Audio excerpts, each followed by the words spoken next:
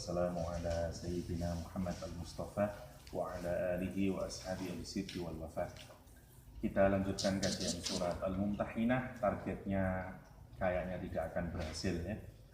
Maunya hatam Mumtahinah sama Mujadalah, kayaknya Mumtahinah saja juga nggak selesai ya. Karena satu dan lain hal.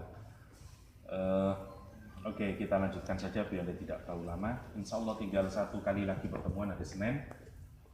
Kita kalau mungkin waktunya agak banyak, kita menyelesaikan at least surat Mumtahinah. Hari ini katakanlah kita bisa sampai ayat ke berapa, 7 mungkin. Jadi sisanya hari Senin ya.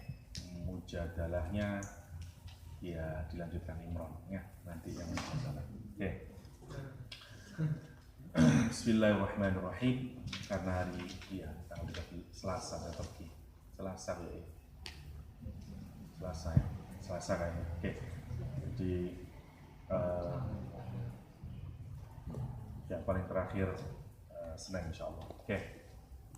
Bismillahirrahmanirrahim. Ya ayyuhalladzina amanu la tattakhidul aduwwi wa aduwwakum awliya tulquna ilaihim bil mawaddah wa qad kafaru bima ja'akum minal haqqi yukhrijuna ar-rasula wa iyyakum an tu'minu billahi rabbikum in kuntum kharajtum jihadan fi sabili wabtigha'a mardati tusirruna ilaihim bil mawaddah wa ana a'lamu bima akhfaytum wa ma a'lantum wa may yaf'alhu minkum faqad dhalla sawa'a sabil yakhaffukum yakunu lakum a'da'an wa yabsutukum aydiyahum wa alsinatahum bis-su' wawadu law takfurun la yanfa'ukum arhamukum wala auladukum yaumal qiyamah yafsilu bainakum wallahu bima ta'maluna basir.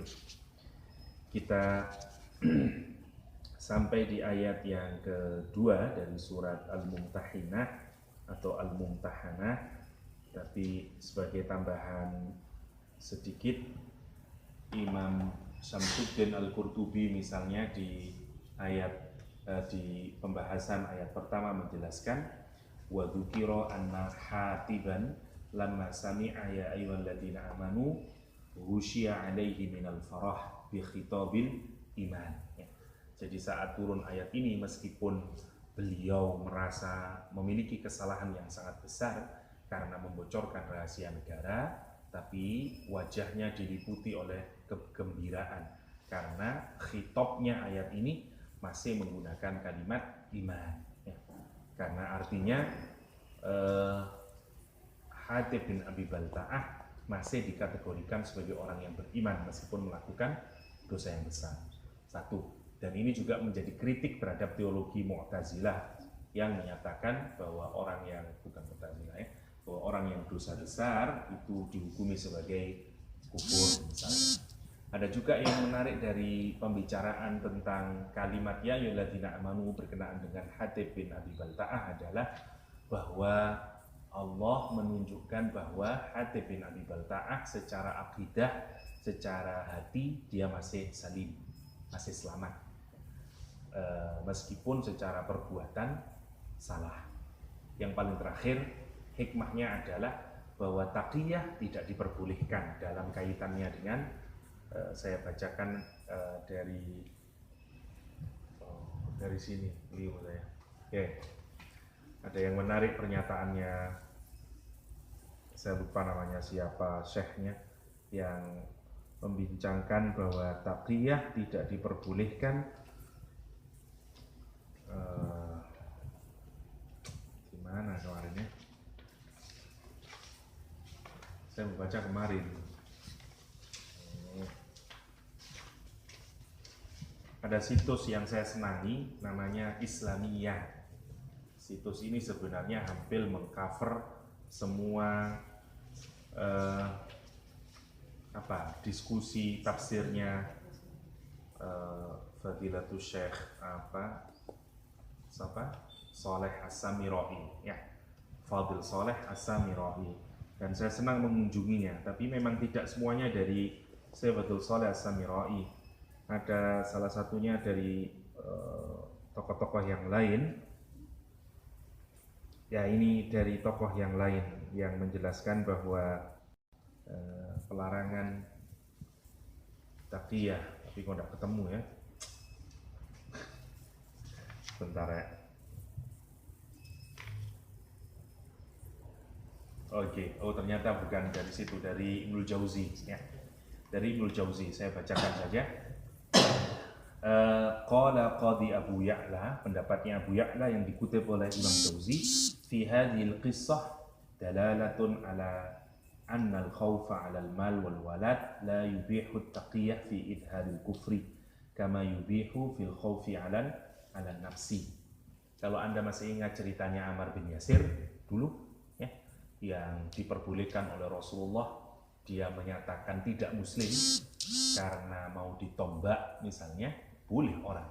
Zaman katanya dipateni orang, kemudian bilang muslim apa enggak kamu? Enggak muslim dibunuh misalnya, seperti ada kejadian di Poso misalnya. Ya.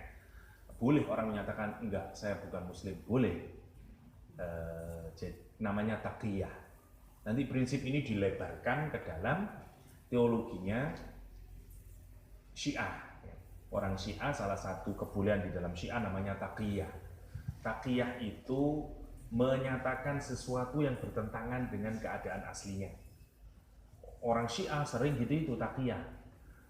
Ibaratnya kalau kumpul sama orang Muhammadiyah ngaku Muhammadiyah, kumpul sama orang NU ngaku NU. Orang Syiah salah satu yang diperbolehkan itu untuk menutupi dirinya, dia boleh berpura-pura menjadi Sunni gitu. Dari seluruh aspeknya, sholatnya dan segala macamnya. Padahal dia orang Syiah. Syiah taqiyah di dalam Syiah di exaggerate, diluaskan, di extended. Abu Ya'la menyatakan orang boleh melakukan taqiyah kalau berkenaan, kalau dia takut terhadap dirinya. Maksudnya bahayanya mengancam terhadap dirinya, boleh orang. Tapi kalau terhadap keluarganya atau harta bendanya tidak boleh taqiyah. Tidak boleh ya. Misalnya menunjukkan, ini kan seperti menunjukkan pro sama aliansi kepada orang non muslim. Jadi mestinya orang Islam itu mualahnya kepada siapa? Mualahnya kepada orang mukmin gitu, bukan mualah kepada orang kufar ya. Tetapi di kasus ini Hatib bin Abi Balta'ah mualahnya kepada orang kufar. Itu yang disebutkan ini, kisah ini menunjukkan ala annal khaufa 'alal mali wal walad, bahwa takut kepada harta dan anak-anak itu la yubihu taqiyah, tidak membolehkan taqiyah fi idharil kufr ya, dengan menampakkan kekufuran, kama yubihu fil khaufi 'alan nafsi. Berbeda kalau taqiyah itu diperbolehkan kalau kita takut terhadap jiwa kita sendiri, boleh. Jadi prakteknya hanya untuk jiwa kita sendiri ya. Tapi kalau sampai nonton film Umar itu loh, yang setelah ditombak ayahnya, boleh kalau gitu. Terus dia lari ke Rasulullah SAW menyatakan, saya lidah saya kotor ya Rasulullah dan segala macamnya, boleh kayak gitu. Oke, itu dari penggalan ayat yang pertama yang kita diskusikan ya. Oke, kita masuk ke ayat yang kedua. Yafqafukum yakunu lakum a'daan wa yabsutu ilaikum aydiyahum wa alsinatahum bisu'i wa waddu law takfurun. Ayat ini masih rangkaian dari ayat yang pertama. Kalau Anda lihat kontensnya, jika di ayat pertama ini berisi larangan dari Allah SWT, ayat kedua ini alasan dari kenapa Allah melarang. Jadi reasoningnya sekarang. Jadi yang pertama prohibition, yang kedua sekarang ayat kedua tentang reasoning, kenapa Allah melarang. Tidak boleh adanya muwalatul kufar ya, muwalatul kufar. Ada kata yang menarik ya, ada kafir, ada kafara, ada kufar dalam Al-Quran Karim. Kalau kafara merujuk kepada aktivitas atau perbuatan karena fi'il ya, tidak merujuk kepada orang, bukan kata benda. Tapi kafir merujuk kepada kata benda, tapi kufar merujuk kepada dua-duanya, orangnya plus perbuatannya. Asyidda'u 'alal kufar, berarti sampean harus keras kepada apa? Pada perbuatan kufur dan sekaligus kepada orang yang bertindak kufur gitu. Jadi kepada orangnya dan kepada perbuatannya. namanya kufar. Oke. Ayat ini berkenaan dengan topik besar sebenarnya dalam Islam yang disebut dengan muwalatul kufar, atau oleh sampean di kelompok gerakan Islam biasanya disebut dengan konsep wala wal bara ya. Di NU ono konsep ono, di Muhammadiyah ya gak ono ya. Tapi kalau Anda ikut Hizbut Tahrir, Ikhwanul Muslimin, dakwah salafiyah, ada tema itu salah satu tema yang dikaji, al-wala wal bara ya. Aliansi dan disloyalty ya. Jadi kepada siapa kita memberikan loyalitas, kesetiaan, dan kepada siapa kita berlepas diri dari memberikan kesetiaan dan loyalitas ya. Harus dikaji semuanya. Menarik ya, belum ada skripsi yang bahas itu mualah, at least di FITK ya. Mualah, konsep mualah dalam Al-Quranul Karim ya. Tapi tidak boleh FITK ya. PAI oleh enggak kira-kira enak sampai tinggal tidak banyak ayatnya, tinggal ya ayyuhalladzina amanu la tattakhidul yahuda wan nasara awliya ya ayyuhalladzina amanu min dunikum min dunil mu'minin, ada ya ayyuhalladzina amanu yahuda wan nasara bitonatan ya, atau terus apa ini beberapa ayat aja tentang awliya. Saya tidak tahu konsep awliya dalam pendidikan enggak ya. Oke, guyon. Oke, kita masuk sekarang ke ayat yang kedua ya. Bismillahirrahmanirrahim. Iyafqafukum. Kata thaqafa sebenarnya digunakan kalau orang itu memiliki apa? Kalau Anda berhasil menguasai secara, atau kalau Anda memiliki expertise yang sangat sempurna terhadap sesuatu, nah dari situ diambil kata thaqafa sebenarnya. Karena itu kalau Anda menguasai ilmu, mulai diajari sampai Anda menguasai, biasanya disebut dengan thaqafah ya. Proses Anda membuat orang itu menjadi expert dalam bidang sesuatu namanya tazkiyah. Dalam bahasa Inggris disebut dengan culturalization. Anda tahu culture itu pembiasaan. Kalau ada sesuatu orang belum punya apa-apa, kemudian kita melakukan kulturisasi terhadap orang tersebut, pelan-pelan sampai dia kemudian hidup dalam kultur tertentu, namanya culturalization. Tadkif kalau dalam tradisi orang Islam ya. Karena itu Hizbut Tahrir misalnya menggunakan kalimat tazkif. Jadi dia bukan taklim. Sampean di Hizbut Tahrir namanya tazkif ya. Agar orang mendapatkan thaqafah al-islamiyah, ngono. At-thaqafah al-islamiyah. Bahasanya teman-teman di Hizbut Tahrir. Ya. Jadi prosesnya tazkif yang melakukan musrif ya. Musrifah. Anda di painting ya. Anda dirubah semuanya coraknya sehingga kemudian Anda dikulturisasi, dibenahin semuanya sampai Anda expert dalam satu bidang. Nah, prosesnya namanya tazkif. Nah, tetapi kalau berkenaan dengan musuh, itu bermakna Anda ketangkep, nggak bisa kemana-mana lagi, ngono maksudnya.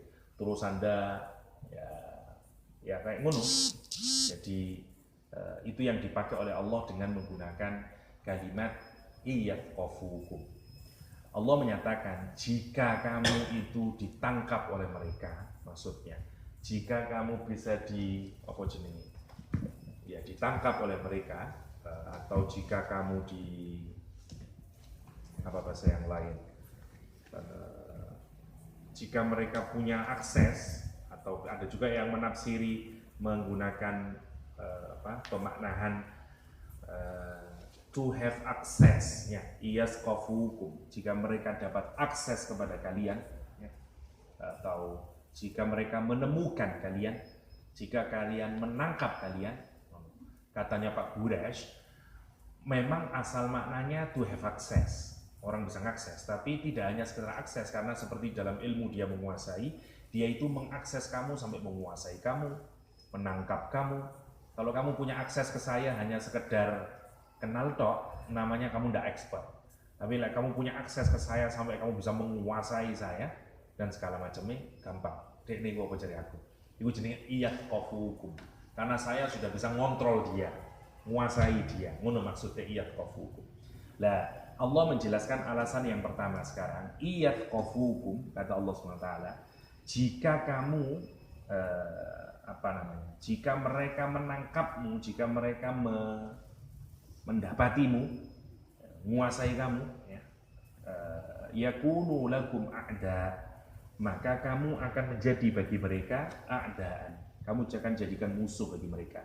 Nah, satu motifnya kata Allah SWT, kamu itu kenapa kok tidak diperbolehkan menjadikan musuh Allah dan musuh orang mukmin sebagai aulia adalah karena jika kamu ketangkep, maksudnya nanti jika kamu bertemu dengan dia, kamu tidak akan dijadikan aliansi sama dia, dan dijadikan aulia, alih-alih kamu menjadi aulia, kamu akan dijadikan sebagai a'da. Ono maksudnya. Apa harapannya Hatib bin Abi Balta'ah dengan memberikan kebaikan kepada orang Quraisy? Maunya dia jadi aulia gitu. Allah menjelaskan, harapanmu itu akan sia-sia, karena kalau kamu bisa ketangkep sama dia, kamu tidak jadi aulianya mereka, tapi jadi a'da. Satu alasannya kata Allah SWT. Nah, apa buktinya nanti kalau kamu tidak dijadikan? Kalau kamu jadi aulia, kamu dapat apa? Dapat pertolongan, ya toh? Sebagaimana rumus yang tadi itu, protecting friend, ya, aulia, protective friend, yang kamu harapkan pertolongan sama bantuannya. Sekarang kalau kamu justru menemui mereka, atau bahkan kamu punya akses kepada mereka, dan bahkan kamu ketangkep oleh mereka, apa yang terjadi? Kamu jadi ada. Kalau jadi ada, lihat yang dilakukan. Alih-alih dapat bantuan, wa yabsutu ilaikum aydiyahum wa alsinatahum. Mereka akan mengextend, ya, kepada kalian. Apa yang diextend? Aydiyahum wa alsinatahum. Tangan mereka dan lesan mereka. Allah menjelaskan sebagai simbol, ya. Jadi tangan mereka sama lidah mereka itu jauh jero, maksudnya zahir batin, mereka tidak punya keterikatan sama sekali dengan kamu, tidak punya loyalitas sama sekali dengan kamu, tidak punya keinginan untuk membantu kamu. Zahir batin, ya. Satu, dari tangan sama lidahnya mereka hanya akan bisa melakukan bisu, itu yang dimaksudkan a'da, karena tidak ada kebaikan yang bisa didapat kecuali dapat itu tadi, ya, dapat keburukan saja yang bisa didapat dari mereka. Karena itu kita tidak diperbolehkan untuk melakukan mualah.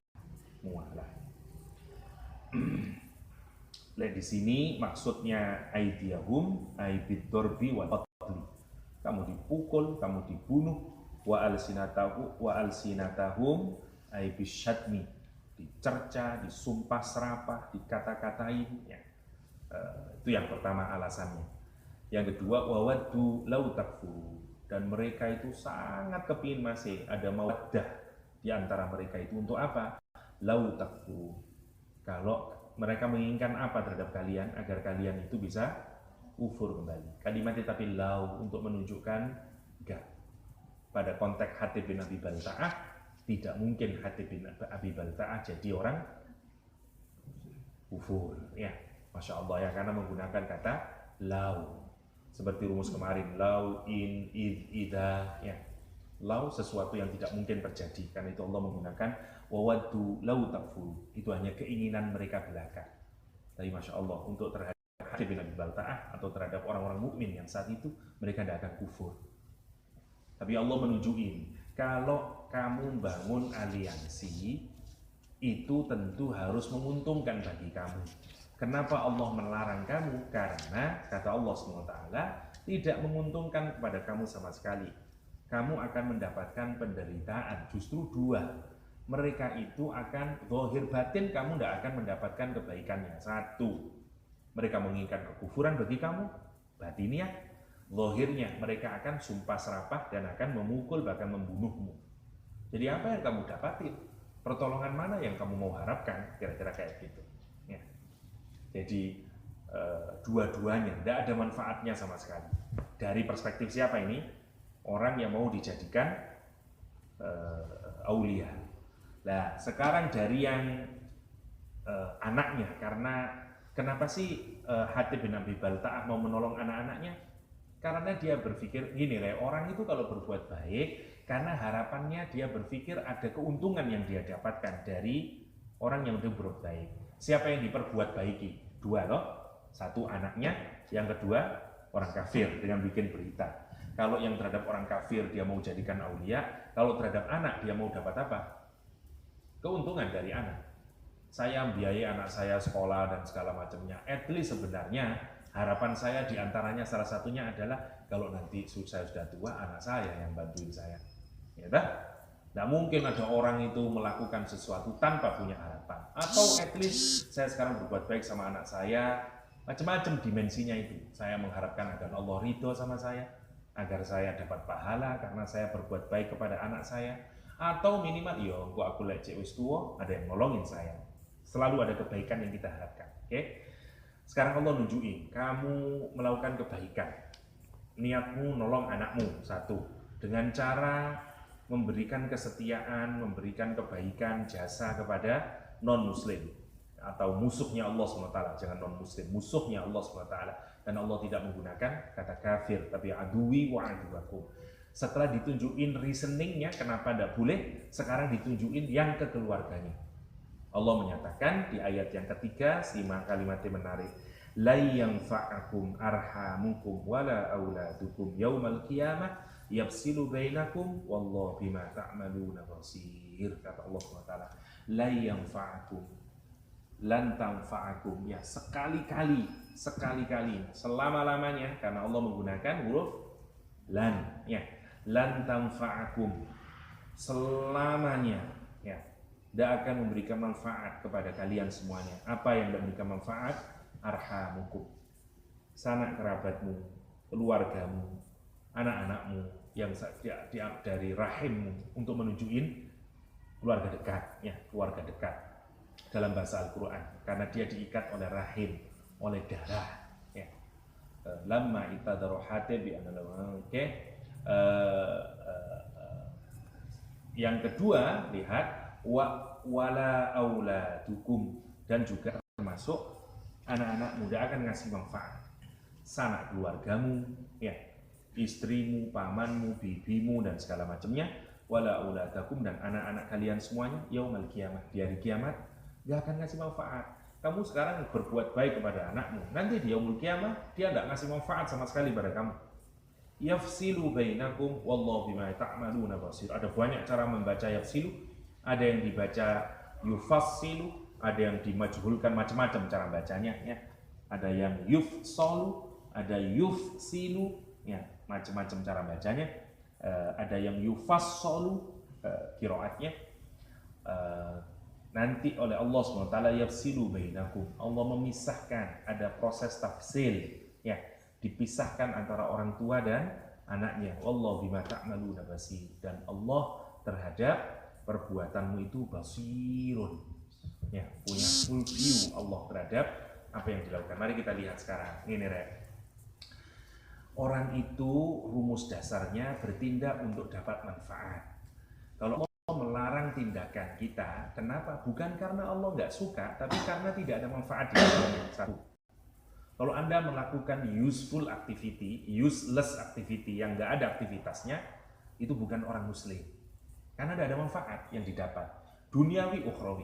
Nah, nomor satu, manfaat pertama, ya, karena dilarang kita melakukan perbuatan yang tidak ada manfaatnya. Satu.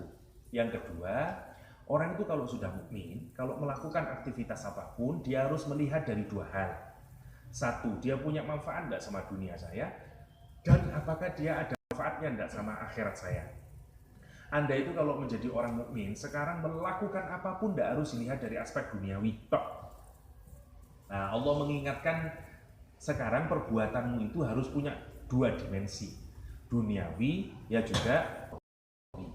Nah, Allah sekarang menunjukin kamu berbuat baik kepada anakmu, kepada sanak kerabatmu, padahal nanti di akhirat gak ada apa-apanya, gak ada manfaatnya.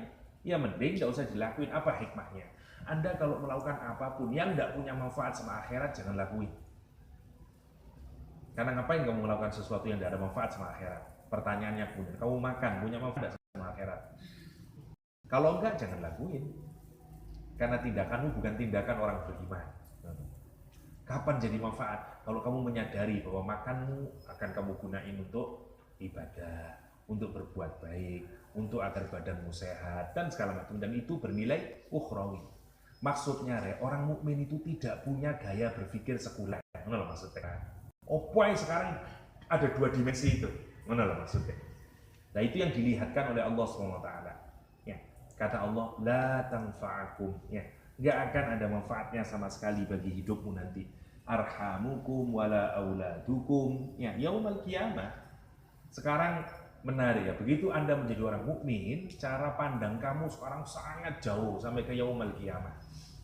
Sampai ke yaumul qiyamah. Itu juga yang membantah bahwa bagi orang yang beriman nggak ada lagi urusan duniawi. Semuanya menjadi urusan ukhrawi. Nah, nanti kesadaran itu yang harus dibangun kalau kita orang mukmin. Ya.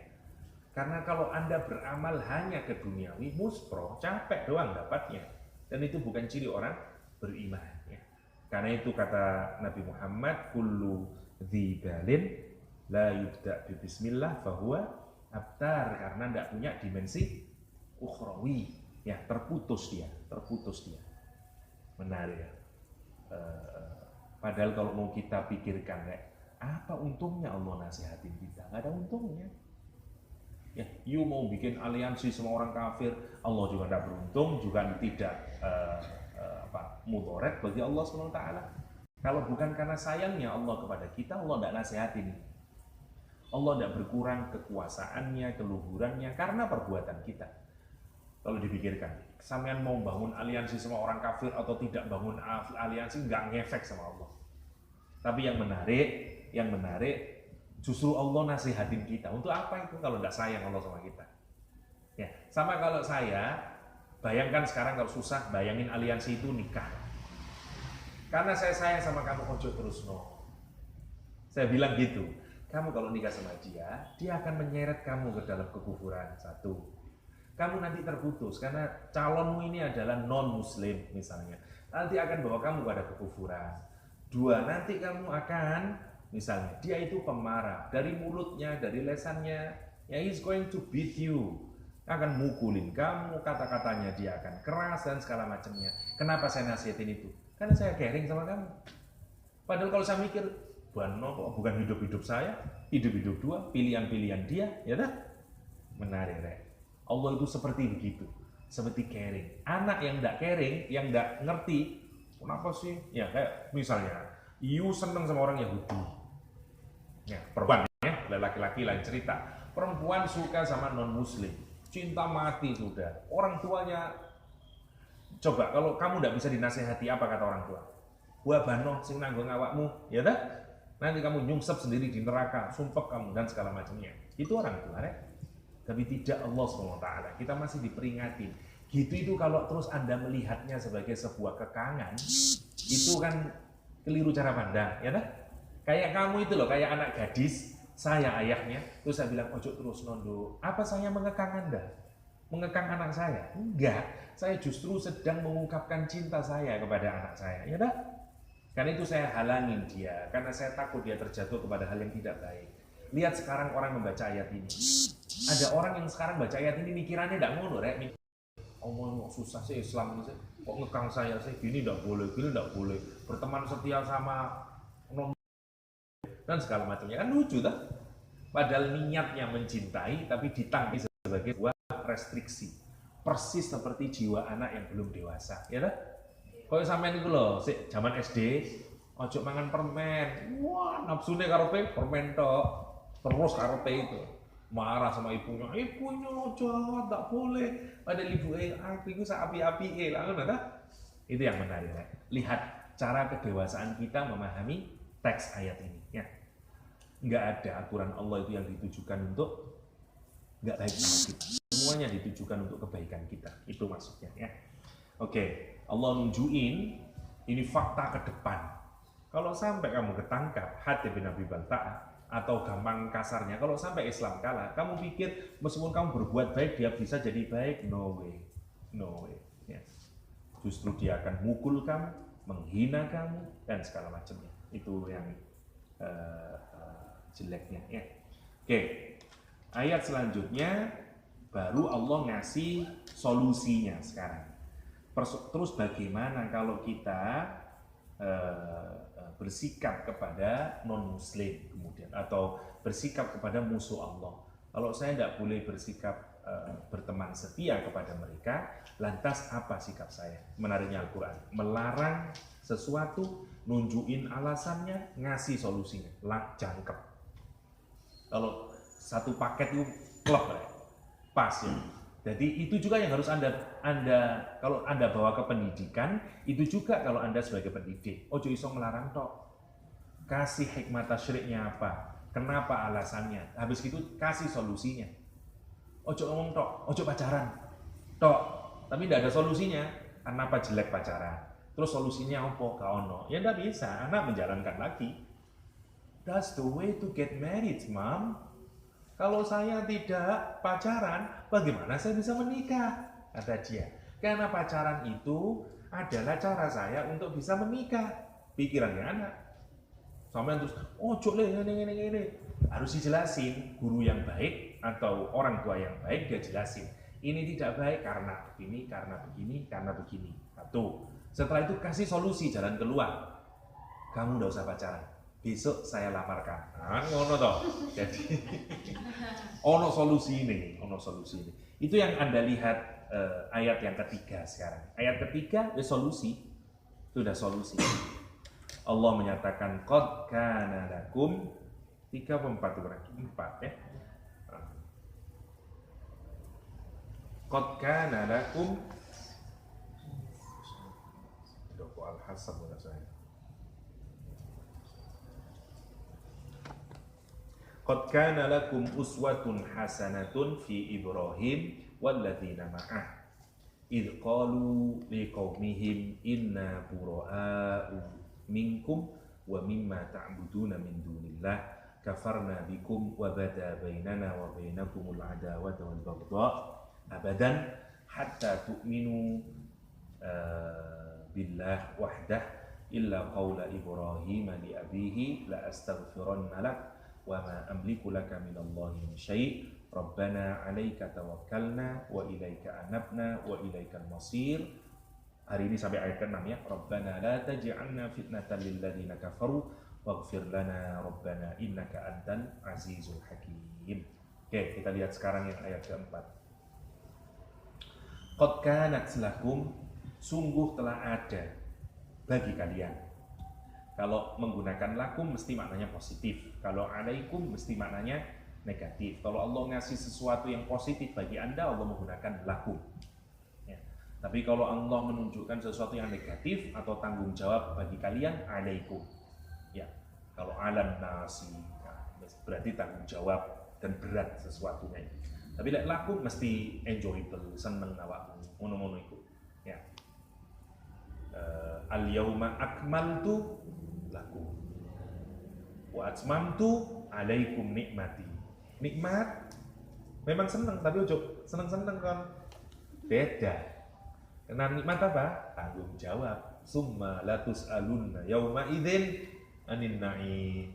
Enak duwe mobil, duwe macam-macam. Di akhirat ditakoni besok.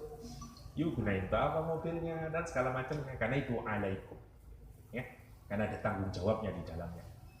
Menarik ya, al-yauma akmaltu lakum. Kenapa kalau al-yauma akmaltu alaikum? Ya, ngono. Karena kalau agama ini dia nikmat bagi kamu. Menarik. Kalau Anda merasa menjalankan agama itu sebagai sebuah keberatan, sing salah sapa? Atine gini, uteke gini sing salah. Wong pangeran ngomong lakum kok dadi alaikum sekarang. Ya kan? Berapa banyak orang sekarang yang lihat agama itu berat, menyusahkan hidup dalam Islam. Masya Allah. Padahal pangeran sih ngomong al-yauma akmaltu lakum dinakum. Tapi lah nikmat orang saiki, nikmat itu seneng-seneng toh. Diwalik ayatnya itu bunyinya. Jadi mestinya ayatnya itu menurut orang sekarang al-yauma akmaltu alaikum wa atmamtu lakum. Sekarang. Masya Allah ya. Itu bedanya orang sekarang. Ya. Orang dulu enggak semua urusan agama. Para orang-orang soleh zaman dahulu agama nikmat. Tidak ada yang lebih besar daripada karunia beragama. Ngono zaman dia. Saya ini enggak. Agama kok ae ngono ya. Masya Allah. Lihat kata Allah, teladan yang diberikan oleh Nabi Ibrahim alaihissalam. Qad kanat lakum uswatun hasanah. Sungguh telah ada bagi kalian, kata Allah SWT, Ibrahim, ya. Ibrahim yang diberikan oleh Allah Subhanahu wa Ta'ala kepada kita sebagai teladan, ya. Kalau kita perhatikan, nanti kita melihat bagaimana Nabi Ibrahim alaihissalam. Allah menyatakan ada teladan dari Nabi Ibrahim dan orang-orang yang mengikuti Nabi Ibrahim. Untuk menunjukin apa? Selalu ada orang mengikuti Nabi Ibrahim dalam periode kapanpun itu terus ada. Apalagi kalau kita kemarin diskusikan, hatta Islam sesungguhnya adalah alladzina ma'ah. Ya. Islam itu sebenarnya implementasi dari agamanya Nabi Ibrahim, tetap saja itu. Karena itu di teologi modern, Islam, Kristen, Yahudi disebut sebagai Abrahamic religion, sebagai agama Abraham. Karena merujuk duanya ke Nabi Ibrahim. Ibrahim itu diduga, ya jelas bukan bahasa Arab, ya kita menyatakan Suryani, tapi yang jelas karena beliau ini orang Babilonia, ya bahasanya mungkin ya Babilonia, orang Babylon, ya. Irak kalau sekarang, Irak Selatan kalau saya tidak keliru, itu kotanya Nabi Ibrahim alaihissalam, lahir di sana. Dan dia adalah orang paling keren ya dalam sejarah kemanusiaan, karena ada dua manusia yang dianggap sebagai ayah dalam Islam itu.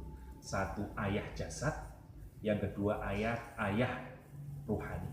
Jadi ayah jasmani sama ayah ruhani. Ayah jasmani siapa? Nabi Adam alaihissalam. Ya, dia bapak Abul Bashar. Tapi Nabi Ibrahim juga nabi. Karena itu dalam juga nabi, juga ayah. Karena itu dalam Al-Qur'an millata abikum. Dia juga ayah kita Nabi Ibrahim itu. Ayah kita semuanya. Dalam hal apa? Dalam hal ruhani. Dia bapak kita dalam hal agama. Dan Nabi Adam bapak kita dalam hal jasad. Dalam hal jasad kita dua bapaknya. Satu Nabi Adam, yang kedua Nabi Nuh alaihissalam. Ya, karena kan mati kabeh. Kita ini turunannya Nabi Nuh. Tadi loro. Sama ini turunannya Nabi loro. Nabi Adam dan Nabi Nuh. Tenang aja, habib pisan. Kok Nabi loro ya. Itu Rabi loro, Nabi loro. Itu yang poso anaknya jadi tidak kesel. Allah menyatakan ada uswatun hasanah, ada teladan yang baik fi Ibrahim. Ibrahim diduga dari kata im sama Ibrahim. Ya.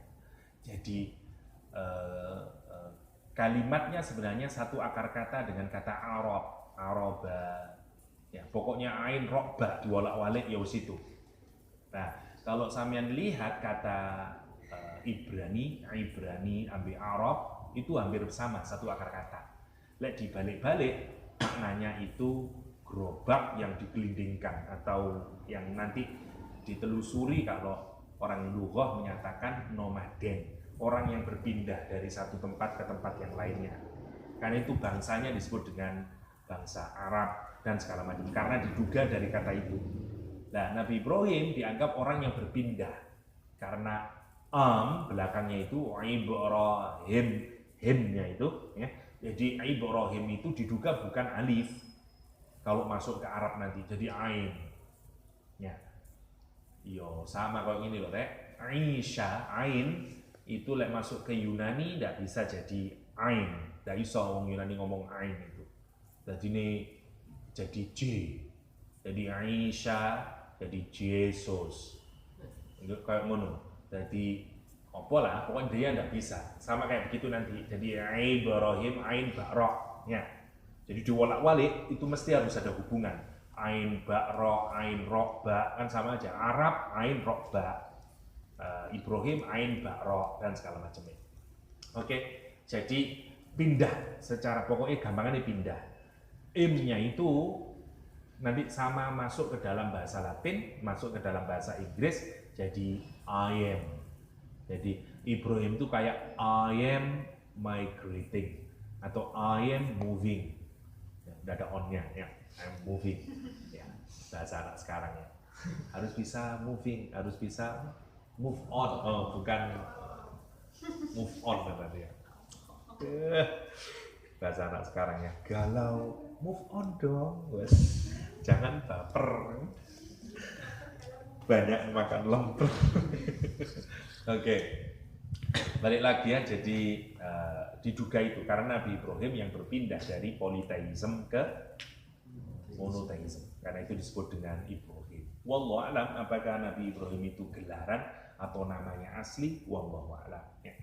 Tapi itulah kita berhutang banyak kepada Nabi Ibrahim ya. Sebagaimana penjelasan saya kemarin, semuanya bermula dari Nabi Ibrahim alaihissalam. Oke. Kata Allah SWT, laqad kanat lakum uswatun hasanatun fi Ibrahim. Kalimatnya fi Ibrahim, seakan-akan untuk gambarin ya. Kalau fi itu kalimatnya seakan-akan hampir seluruh sisinya. Nabi Ibrahim jadi contoh buat kita. Tapi yang menarik Nabi Ibrahim itu kalau sampai perhatikan, semuanya kita bisa teladani. Cara dia berkeluarga, cara dia didik anak, cara dia waktu sendiri, semuanya. Ya. Karena itu menggunakan kata fi Ibrahim. Kalau Anda bayangin fi itu seakan-akan apa? Koyok dibuletin gitu loh, fi itu gambarannya. Kalau ala posisimu koyok di mana? Di atas rel kereta api, di atas truk, di atas apa jenenge itu? Di atas apa? Kereta api. Anda tidak bayar, naik di atas kereta api, itu gambaran yang ala. Tapi lihat fi, you berada di dalamnya. Seakan-akan Allah gambarin dari seluruh sisinya. Nabi Ibrahim itu uswatun hasanah. Sampai nanti perhatikan, baiknya Nabi Ibrahim kepada ayahnya atau pamannya tergantungnya. Jumhur ulama menyatakan bapaknya Nabi Ibrahim itu, Azar itu ada yang menafsiri bapak, ada yang menafsiri paman. Syekh Mutawalli Sya'rawi lebih cocok ke makna paman, bukan bapak. Kenapa?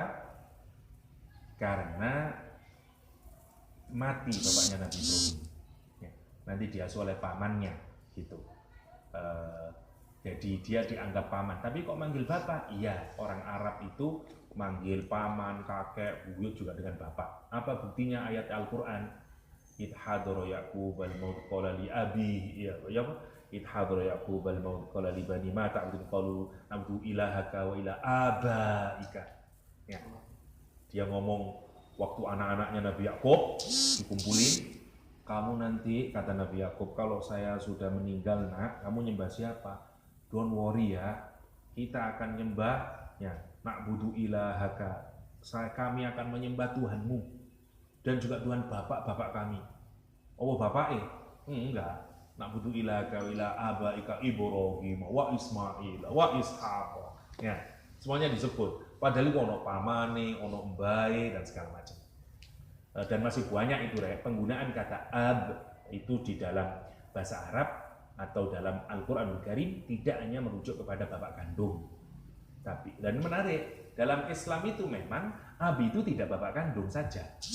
Untuk menyebut ayah apa bahasa Arabnya? Abun sampai walid. Lek dari walid muncul kata wiladah. Apa wiladah? Kelahiran. Karena itu walid bapak biologis. Abun gak. Abun itu bapak yang sebenarnya bisa biologis, bisa enggak. Kalau bapak yang merawat kamu dari kecil, oh no, cerai kawin mana? Sing bapak pertama walid, bapak kedua yang merawat kamu karena ibumu menikah lagi waktu kamu usia 1 tahun, itu abimu. Jenis sing bojo pertamanya, suami pertamanya dia walidmu, oke ya?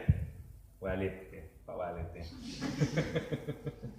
Itu maksudnya. Jadi misalnya Al-Quran menyatakan kamu harus berbuat baik ya terhadap walid, termasuk juga abun, karena bisa berbeda orang itu. Ada yang punya walid sama abun berbeda? Nggak ada. Yang bapaknya sambungan, nggak ada. Banyak ya kayak begitu itu.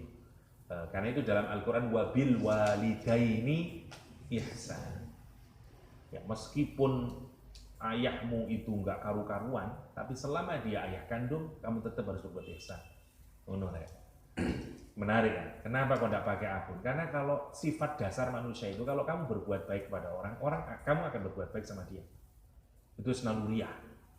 Tapi kepada ada anak itu karena cerai, kayak bapak saya cerai dengan istri pertamanya karena ekonominya down, pulang dari pesantren nggak bisa nerusin dagangan bapaknya. Wah, dulu orang kaya ya, tapi bisnis menurun, selingkuh istrinya ya. Dah anak-anaknya semua ikut bapak saya. Kenapa? Karena dia tidak senang dengan ibunya. Gampangannya. Yang menarik kalau Anda perhatikan kayak begitu. Nah, kadang kita bisa benci, bisa marah sama walid ya, sama bapak kita, sama ibu kita yang melahirkan. Tapi kalau ada orang yang berbuat sama kamu, meskipun dia bukan bapakmu, orang bisa baik. Karena itu dari Al-Quran, kalimatnya wabil walidaini. Ya. Tapi kalau kamu kama rabbayani shaghira, ya apa? Rabbana, ya betul ngomong tua. Ngetes aku ya. Ya, jadi menarik ya. Apa namanya? Kalimat yang dipakai. Oke, kita lanjutin sedikit lagi. Nabi Ibrahim walladzina ma'ah ya, jadi dan orang-orang yang bersama Nabi Ibrahim alaihissalam. Semua hidupnya Nabi Ibrahim uswah bagi kita. Karena itu kita penting belajar Nabi Ibrahim itu, karena itu semua banyak berkait kelindan dalam Islam itu dengan Nabiullah Ibrahim. Sampai nanti perhatikan bagaimana Ibrahim masih sendiri, ya Ibrahim menikah, Ibrahim macam-macam, cerdas, pintar dan memenuhi kayak gambaran orang modern kalau Anda pikirkan. Kayak berpikirnya, ya, analisa logisnya dan segala macamnya kita dapati dari Nabi Ibrahim. Cintanya sama anak, cintanya sama semuanya ngumpul di Nabi Ibrahim. Anda sampai bisa melihat cinta sama istri, cinta sama anak, cinta sama masa depan. Ya, doanya Nabi Ibrahim. Tidak ada kayak doa Nabi yang lain seperti Nabi Ibrahim. Sampai doanya padahal tidak ada itu Rabbana wa ba'ats fihim rasulan. Tidak ada orangnya, dia doa Rabbi ja'al hadza baladan. Belum ada apa-apanya. Cuma tinggal doa, ya Allah jadikan ini negeri, jadi komunitas dan segala macam. Itu Nabi Ibrahim. Jadi semua itu sebagai pribadi kompleks Nabi Ibrahim itu, sebagai individu, sebagai ayah, sebagai orang, sebagai nabi, sebagai orang yang punya komitmen sosial yang sangat kuat. Anda bisa melihat dari Nabiullah Ibrahim alaihissalam. Ya. Nah, dalam kaitan dengan mualah, kita juga bisa berkaca kepada Nabi Ibrahim alaihissalam. Ustaz, kalau kita ini disuruh mualah itu dengan uswahnya Nabi Ibrahim, apakah berarti itu bersesuaian dengan Islam atau justru bertentangan dengan Islam? Enggak, karena Islam itu sebagaimana Al-Qur'anul Karim menjelaskan, Ibrahim itu bukan Nasraniyan wala Yahudiyan wala Nasraniyan, ya, walakin kana hanifan musliman. Ya, orang muslim. Jadi ini kalau Anda pikirkan ini keren ya. Kalau Anda mau membangun hubungan yang baik dengan di luar non-Islam, memang yang paling baik menggunakan cara Ibrahim. Sebagaimana penjelasan saya kemarin, karena orang di luar Islam akan menerimanya. Kalau sampean ngomong kita gunakan Islamic way, enggak, saya tidak mau. Tapi kalau sampean gunakan Abrahamic way, mau dia. Karena orang Nasrani juga ikut Abraham, orang Yahudi ikut Abraham, orang yang lain merasa oke, tidak punya kepentingan. Padahal di balik itu, cara Ibrahim ya cara Islam aslinya. Ya, menariknya ya, oke. Idh qalu, ketika dia berkata, lebih khusus Allah menyatakan liqaumihim, dia berkata kepada kaumnya, inna bura'u minkum, saya berlepas diri dari kalian. Menarik ya, bura'a dari kata bari jadi bura' ya. Apa namanya, ada banyak contohnya.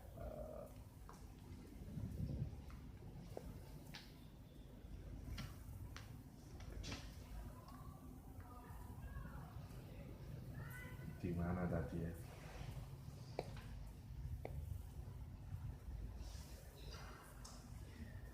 Iya, seperti kata syarik jadi syuraka ya. Dari jadi buro'a, seperti kata dharif jadi dhurafa, seperti kata apa lagi? ya dan segala macamnya. Nanti lihatan sendiri di kamusnya. Ya, jadi seperti kayak di surat Taubah ya, bara'atun minallah ya. Lebaran, kalau di pesantren nafsir ini lebaran, us lebar-lebar ya. Lebar-lebar maksudnya berlepas diri ya. Inna bura'a minkum wa mimma ta'buduna min dunillah. Dua hal yang dilakukan oleh Nabi Ibrahim. Nah, Nabi Ibrahim menggunakan kata itu dalam Al-Quranul Karim. Dia ngomong sakit. Sakit nonton cara pemikirannya orang, menyembah adanya orang, yang begitu. Dan cara itu yang membuat dia disasosiate. Ya. Karena susah ya, karena semuanya diajak itu. Tapi kamu bilang sakit, oke. Nah, kamu tinggal di sini aja. Oh, no. Padahal Nabi Ibrahim punya dua itu. Satu, niatnya untuk apa? Niat untuk saya sakit, saya tidak mau, gila kan saya ikut sama kamu. Tapi dia tidak bilang masuk neraka yang di sana dan gitu, karena yang akan membahayakan dirinya.